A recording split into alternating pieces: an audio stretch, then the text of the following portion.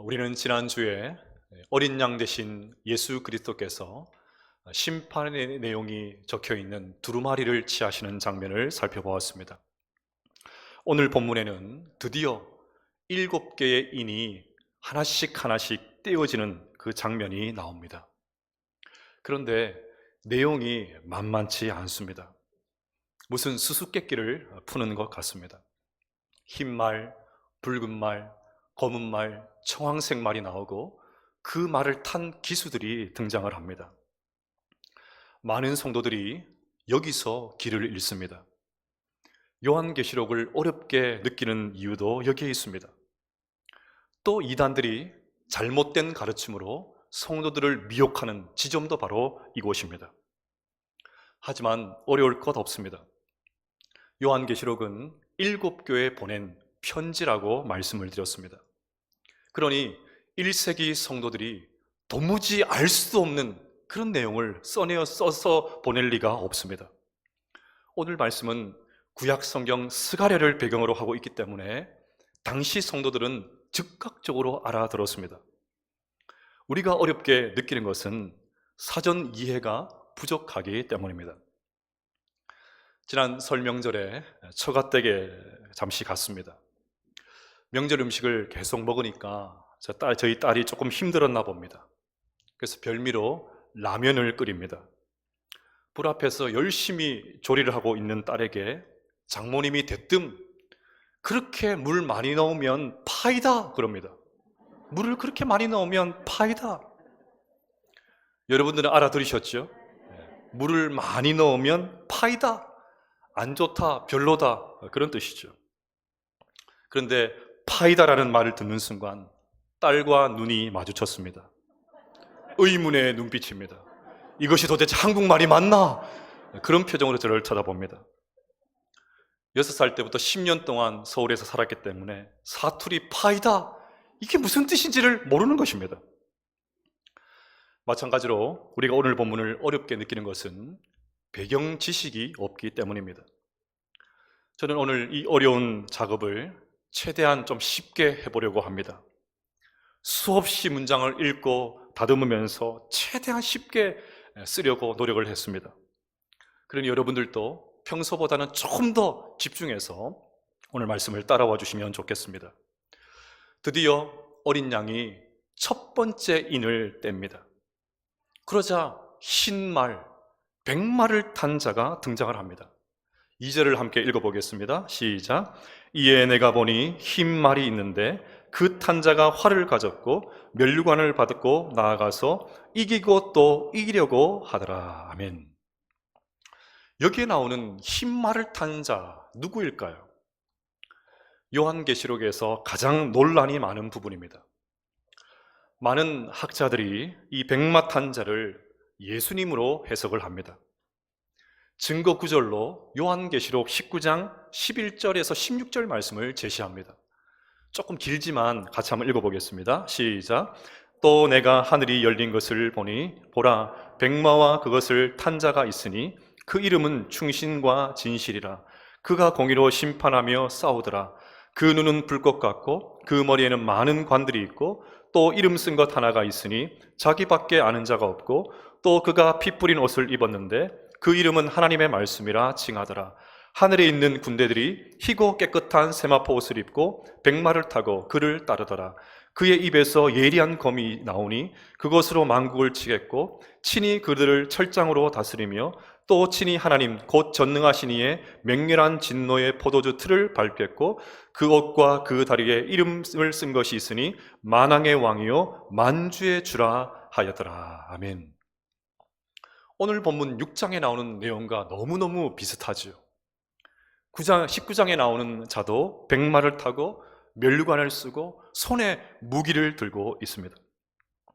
여기서 백마를 탄 분은 의심할 여지 없이 예수 그리스도이십니다.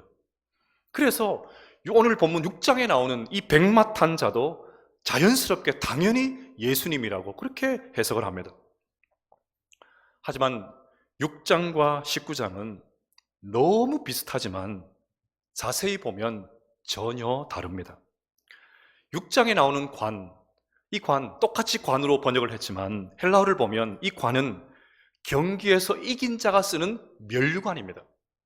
또 19장에 나오는 관은 왕관입니다. 왕이 쓰는 왕관. 들고 있는 무기도 다르죠. 6장은 활인데 반해서 19장에는 예리한 검을 들고 있습니다. 더욱이 두루마리에 인을 떼시는 분이 예수님이십니다. 어린 양이신 예수님께서 인을 떼습니다. 그런데 그 인을 떼자 다시 예수님께서 말을 타고 나오신다. 논리적으로 맞지 않습니다. 무엇보다 예수님은 이기고 또 이기려 하지 않습니다. 예수님은 그냥 이기시는 분이십니다. 예수님은 늘 넉넉하게 이기시는 분이십니다. 어떻게 해서든지 이기려고 아둥바둥하는 모습은 예수님과 어울리지가 않습니다. 그러면 답이 나왔습니다. 6장에 백마를 탄 자는 예수 그리스도가 아니라 적그리스도입니다. 적그리스도. 사탄의 정체, 이 흰마레띠를 탄 자의 정체는 사탄입니다. 마지막 때 사탄이 예수님과 너무 비슷한 모습으로 등장한다고 그렇게 말씀하시는 것입니다. 이것은 전혀 놀라운 일이 아니죠. 왜냐하면 사탄은 변장의 달인이기 때문입니다. 그래서 고린도후서 11장 14절은 사탄을 이렇게 소개합니다. 이것은 이상한 일이 아니니라 사탄도 자기를 광명의 천사로 가장하나니. 자, 그러면 예수님으로 가정한 적그리스도, 사탄의 목표가 뭘까요? 그것이 중요합니다. 예수님이 이 땅에 오신 이후에 수많은 이단들이 있었고 지금도 있고 앞으로도 있게 될 것입니다. 최근 한국교회는 신천지 때문에 몸살을 앓고 있습니다.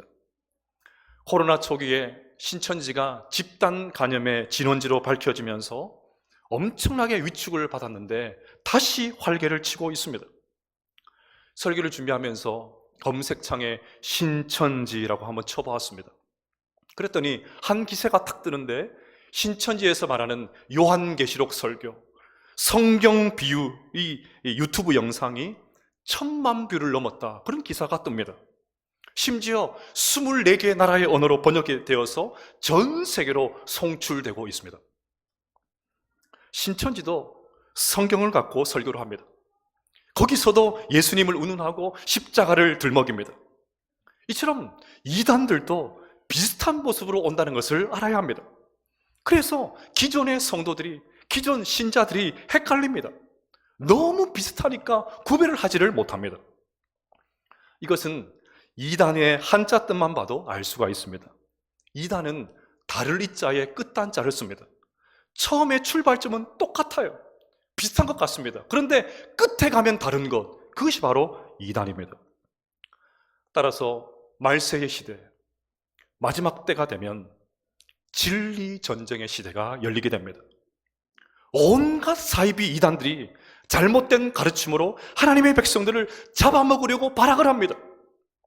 오늘 말씀에 있는 그대로 이기고 또 이기려고 합니다. 끌어내고 잡아먹고 이기려고 발악을 합니다. 이것이 마지막 시대의 모습이죠. 그러면 이 이단들을 어떻게 분별할 수 있습니까? 성경에 그 방법이 나옵니다. 요한일서 4장 1절부터 3절까지 말씀을 읽어보겠습니다. 시작. 사랑하는 자들아, 영을 다 믿지 말고 오직 영들이 하나님께 속하였나 분별하라. 많은 거짓 선지자가 세상에 나왔습니다. 이로써 너희가 하나님의 영을 알지니 곧 예수 그리스도께서 육체로 오신 것을 시인하는 영마다 하나님께 속한 것이요 예수를 시인하지 아니하는 영마다 하나님께 속한 것이 아니니 이것이 곧 적그리스도의 영이니라. 오리라 한 말을 너희가 들었거니와 지금 벌써 세상에 있느니라. 아멘. 예수님을 인정하지 않고 자기가 구원자다 그렇게 주장하는 사람들, 그런 단체들 모두가 이단입니다.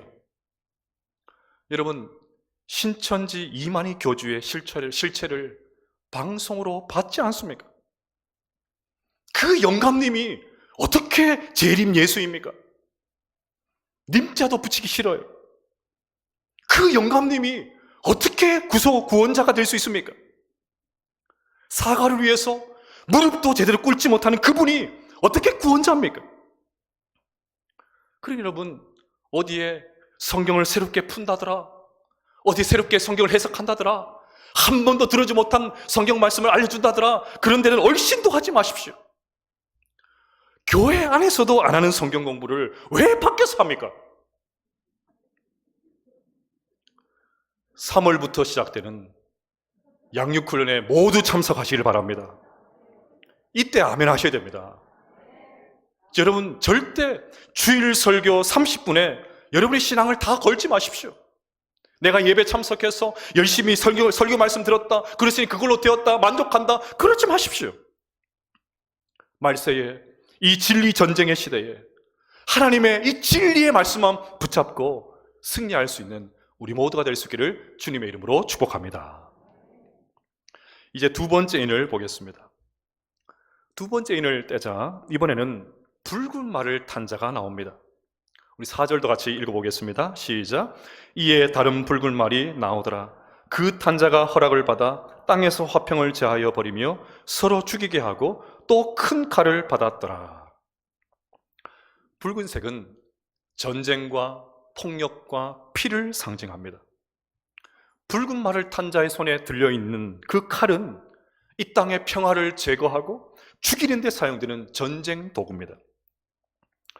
여러분, 인류의 역사를 돌아보면 전쟁의 역사라고 해도 과언이 아니지요.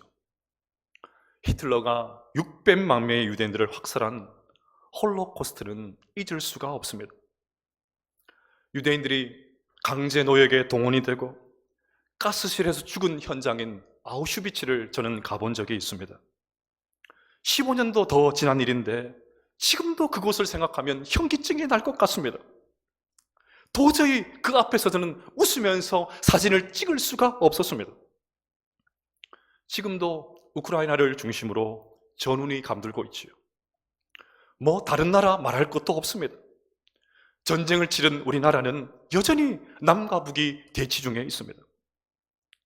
나라끼리 말의 전쟁이 아니지요. 사탄은 분열의 영입니다. 어떤 이유로든 사람들을 갈라지게 하고 대립하게 만들고 싸우게 만듭니다. 인종이 다르다고, 출신이 다르다고, 사상과 이념이 다르다고, 생각이 다르다고, 세대가 다르다고, 기분이 나쁘다고, 쳐다본다고 별의별 이유로 싸웁니다.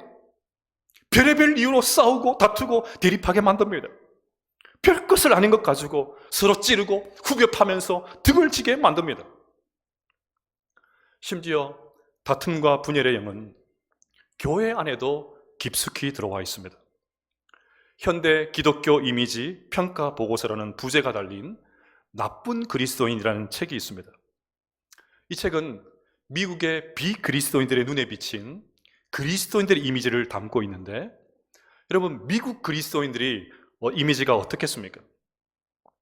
제목에서 알 수 있듯이 별로 좋지가 않습니다.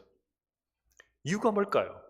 여러 가지 이유를 말하지만 이 책에서 핵심적으로 말하는 것은, 가장 결정적인 원인은 교회의 싸움이었습니다. 한국도 별반 다르지 않죠.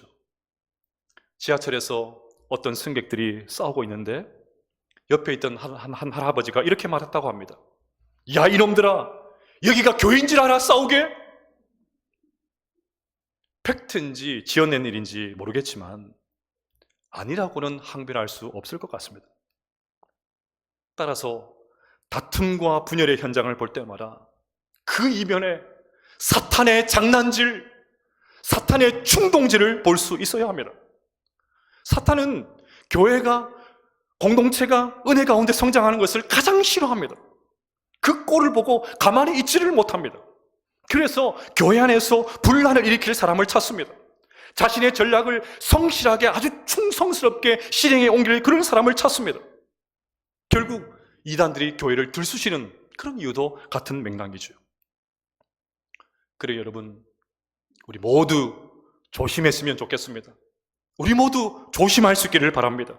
무슨 일이 있어도 교회의 화평을 지키기 위해서 몸부림치시기를 바랍니다. 그래서 우리 언양교회는 성령이 하나 되게 하신 것을 힘써 지켜나가는 믿음의 공동체 될 수 있기를 주님의 이름으로 축복합니다. 이제 세 번째 인입니다. 세 번째 인을 떼자 검은 말을 탄 자가 나옵니다. 5절 말씀을 같이 읽어봅시다. 시작. 셋째 인을 떼실 때에 내가 들으니 셋째 생물이 말하되 오라 하기로 내가 보니 검은 말이 나오는데 그 탄 자가 손에 저울을 가졌더라. 검은 말은 기근을 상징합니다. 말세가 되면 기근과 같은 경제적인 타격들이 일어난다는 말입니다. 이것은 검은 말을 탄 자의 손에 들려있는 저울을 보면 잘 알 수가 있습니다. 고대의 저울은 경제활동을 할 때 사용되었지요. 저울은 경제활동과 직결이 되었습니다.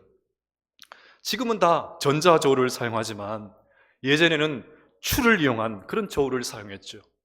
저도 저희 선친께서 쌀가게를 운영하셨기 때문에 저울을 이용한 그런 옛날 추를 이용한 그 옛날 저울을 사용했던 기억이 있습니다. 그러면 그 저울로 무엇을 하나요? 6절에 그것이 나옵니다. 6절도 한번 읽어봅시다. 내가 내 생물 사이로부터 나는 듯한 음성을 들으니 이르되 한 데나리온의 밀 한 대요 한 데나리온의 보리 석대로다. 또 감람류와 포도주는 해치지 말라 하더라. 한 데나리온을 주면 밀 한 대를 살 수 있고 또 한 데나리온을 주면 보리 석대를 살 수 있다고 합니다. 여러분 많이 들어보셨던 것처럼 한 데나리온은 그 당시 노동자의 하루치 임금입니다. 고증에 따르면 당시에 한 데나리온을 주면 최소한 밀 석대를 살 수 있었다고 합니다. 또 한 데나리온을 주면 최소한 보리 48대를 살 수 있었다고 합니다. 그런데 오늘 본문에는 밀 한 대, 보리 석대밖에 살 수가 없습니다. 그러니 평소보다 물가가 최소 8배에서 최대 16배까지 폭등한 그런 상태입니다. 한마디로 기근 때문에 먹고 살기가 어려워진다는 말이죠. 그런데 6절 끝에 감람류와 포도주는 해치지 말라 그런 말씀이 나옵니다. 당시 감람류와 포도주는 가장 기본적인 그런 식품이었습니다. 인플레가 심해지긴 하지만 감람류와 포도주는 얼마든지 살 수 있다는 말이죠. 그러니 진짜 기근은 아직 오지 않았다는 말입니다. 하지만 머지않아 그 감람류와 포도주도 살 수 없는 진짜 기근이 오는 그런 때가 온다는 그런 말이죠. 따라서 여러분, 우리가 때때로 겪는 경제적인 충격은 우연히 일어나는 것이 아닙니다. 주님의 재림이 가까울수록 전혀 예측하지 못한 극심한 불경기, 경제적인 위기가 때와 장소를 가리지 않고 터지게 될 것입니다. 네 번째 인을 살펴보겠습니다. 네 번째 인을 떼니까 청황색 말을 탄 기수가 등장합니다. 우리 7절과 8절 말씀을 같이 한번 읽어보겠습니다. 시작. 넷째 인을 떼실 때에 내가 넷째 생물의 음성을 들으니 말하되 오라 하기로 내가 보매 청황색 말이 나오는데 그 탄 자의 이름은 사망이니 음부가 그 뒤를 따르더라. 아멘. 청황색 말이 나옵니다. 청황색은 우리가 잘 알지 못하는 그런 색깔이죠. 청황색은 시체의 색깔입니다. 우리나라에 영어로 번역할 수 없는 그런 말이 있죠. 푸르무르 쭉쭉하다. 그것이 바로 청황색입니다. 아주 기분 나쁜 그런 색입니다. 그런데 그 청황색은 죽음을 의미하고 청황색 말을 탄 자의 이름도 사망입니다. 그러면 여기서 이 사망은 뭘까? 무엇을 통한 사망일까를 알아봐야 됩니다. 에스겔 14장 21절 말씀을 한번 읽어보도록 하겠습니다. 시작. 주 여호와께서 이같이 이르시되 내가 나의 네 가지 중한 벌 곧 칼과 기근과 사나운 짐승과 전염병을 예루살렘에 함께 내려 사람과 짐승을 그 중에서 끊으리니 그 해가 더욱 심하지 아니하겠느냐. 여기에 전염병과 오늘 나오는 사망 같은 단어입니다. 사망은 전염병입니다. 지금 전 세계가 코로나19 바이러스로 말미암아 고통을 겪고 있으니까 오늘 말씀을 더 잘 이해할 수 있을 것 같습니다.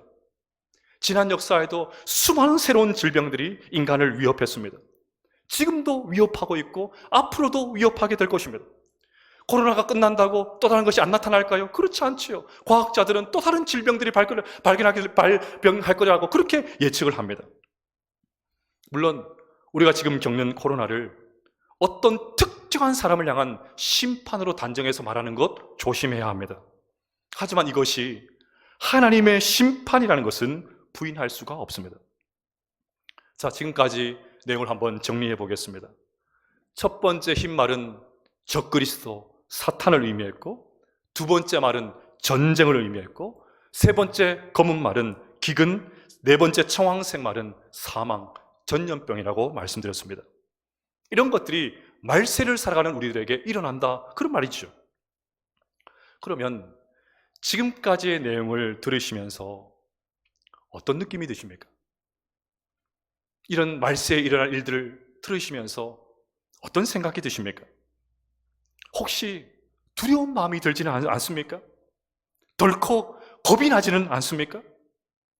왜냐하면 이단들이 이런 재앙을 지구의 종말과 연결시키면서 불안을 조장하기 때문입니다. 지금이라도 당장 주님께서 재림하실 것처럼 호들갑을 떨면서 공포를 불어넣기 때문입니다. 보라고 말세의 징조가 이런 것들이니까 주님 곧 재림하시니까 어떻게 하면 좋겠냐 하면서 공포를 불어넣고 두려움의 마음을 심어넣기 때문이죠. 하지만 두려워하거나 겁낼 필요가 없습니다. 왜냐하면 예수님께서 이미 이 내용을 예고하셨기 때문입니다. 마태복음 24장 4절부터 8절까지 말씀을 읽어보겠습니다. 시작. 예수께서 대답하여 이르시되 너희가 사람의 미혹을 받지 않도록 주의하라. 많은 사람이 내 이름으로 와서 이르되 나는 그리스도 하라 하여 많은 사람을 미혹하리라. 난리와 난리 소문을 듣겠으나 너희는 삼가 두려워하지 말라. 이런 일이 있어야 하되 아직 끝은 아니니라. 민족이 민족을, 나라가 나라를 대적하여 일어나겠고 곳곳에 기근과 지진이 있으리니 이 모든 것은 재난의 시작이니라. 아멘. 오늘 본문에 나오는 이 계시록에 나오는 재난은 갑자기 튀어나온 것이 아닙니다.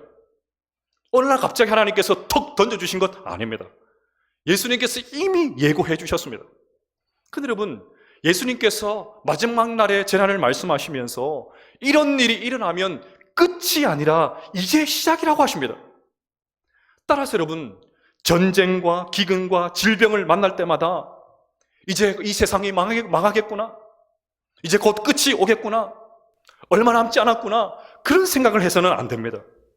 오히려 이 땅이 천국이 아닌 것을 생각을 해야 됩니다.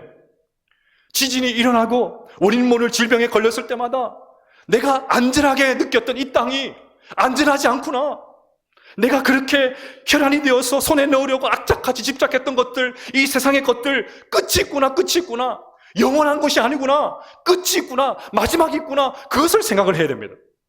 오히려 이런 재난의 모습들을 볼 때마다 눈을 들어서 영원하신 하나님 나라를 바라보면서, 영원하신 그 천국을 바라보면서, 영원하신 그 하나님을 바라보면서 하나님 백성답게 살아야지, 그 생각을 해야 됩니다. 결코 두려워하거나 떨 필요가 없습니다. 이 땅의 것이 끝이 있구나, 내가 손에 잡으려 하는 그것들 끝이 있구나, 아둥바둥하고 살고 있는데 끝이 있구나, 그때를 바라보면서 영원한 하나님 나라, 영원한 거 붙잡아야지, 그 하늘나라 붙잡아야지, 그 천국 붙잡아야지, 그래서 이 땅에서 하나님의 백성으로 살아야지, 그 생각을 해야 됩니다. 이런 측면에서 다섯 번째 인이 너무너무 중요합니다. 자, 이제 다섯 번째 인을 떼자 지금과는 전혀 다른 양상이 펼쳐집니다. 9절과부터 11절까지 말씀 읽어보겠습니다. 시작.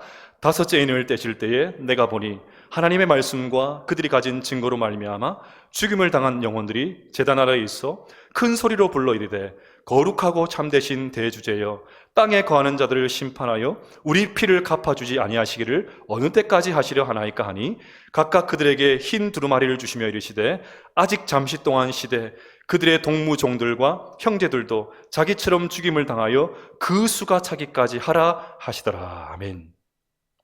순교자들이 하나님께 질문을 합니다. 하나님, 언제쯤 순교의 피를 갚아주시렵니까? 우리가 언제까지 기다려야 합니까? 하나님 대답하십니다. 그들의 동무종들과 형제들도 자기처럼 죽임을 당하여 그 수가 차기까지 하라. 이 말은 어떤 과격한 선교단체에서 주장하는 것처럼 하나님께서 작정하신 순교자의 수가 있으니까 주님의 다시 오심을 앞당기기 위해서 우리도 죽으러 가자, 순교하러 가자, 그런 말이 아닙니다. 이 말은 하나님께서 작정하신 구원의 자의 받는 자의 수, 하나님께서 태초에 작정하신 구원받는 자의 수가 아직 다 차지 않았다는 말입니다. 그래서 하나님의 나라가 완성될 때까지 우리 성도들이 이 땅을 살면서 억울하고 답답하고 눈물 날 일들이 여전히 있다는 말입니다. 그래서 적 그리스도가 아무리 유혹을 해대도, 무서운 전쟁의 소리가 들려도, 극심한 경제적인 어려움이 있어도, 원치 않는 질병을 당해도 끝까지 믿음을 포기하지 말고 끝까지 믿음의 길을 걸어가라, 그 말입니다. 지금 너에게 주어진 그 십자가를 지고 순교자의 삶을 살아가야 된다, 그 이야기를 주님께서 말씀하신 것이죠. 사랑하는 여러분, 이 세상에 전쟁과 기근과 질병 없었던 적이 있습니까? 안타깝지만 앞으로도 계속하게 있게 될 것입니다. 그때에도, 너무너무 어려운 일을 당한 그때에도 우리 모두가 그 수가 차기까지 순교의 삶을 살아갈 수 있는, 순교자의 길을 걸어갈 수 있는 우리 모두가 될 수 있기를 주님의 이름으로 축복합니다. 그런데 어떻게 순교의 삶을 살 수 있습니까? 조금만 억울해도 참지 못하는 우리가 무슨 수로 순교의 삶을 살 수 있습니까? 그래서 10절에서 순교자들이 부르는 하나님을 향한 호칭이 중요합니다. 순교자들은 하나님을 대주제여 그렇게 부릅니다. 주제라는 말은 어떤 일을 맡아서 처리한다는 말입니다. 즉, 대주제이신 하나님께서 모든 것을 공정하게 심판하신다는 말입니다. 어떠한 억울한 일도 없이 대주제이신 하나님께서 모든 것을 완벽하게 공정하게 심판하신다, 그 말입니다. 그래서 순교자들은 악을 방치하지 않으신 하나님, 지금 우리 눈앞에 있는 이 악을 방치하지 않으신 하나님, 때가 되어서 하나님의 완벽한 통치가 이루어질 그날, 하나님께서 모든 억울한 자의 눈물을 씻어주실 그날을 바라보면서 대주제여 하나님을 그렇게 불렀던 것입니다. 요즘 올림픽이 한창이죠. 지난주 올림픽 쇼트트랙 경기를 보면서 화도 나고 같이 보는 아이들에게 참 부끄러웠습니다.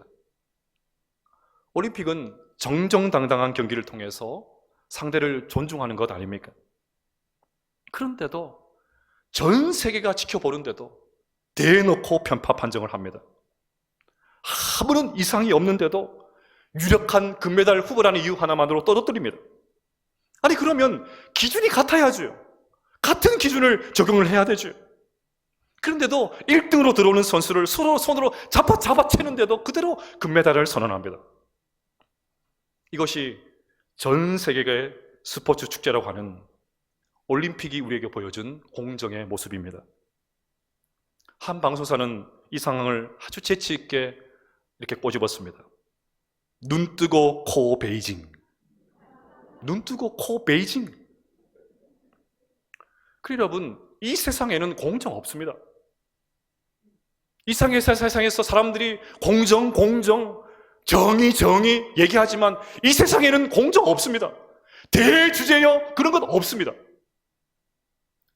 사랑하는 여러분, 말세를 살아가는 우리들이 믿음을 지키는 것 쉬운 일이 아닙니다.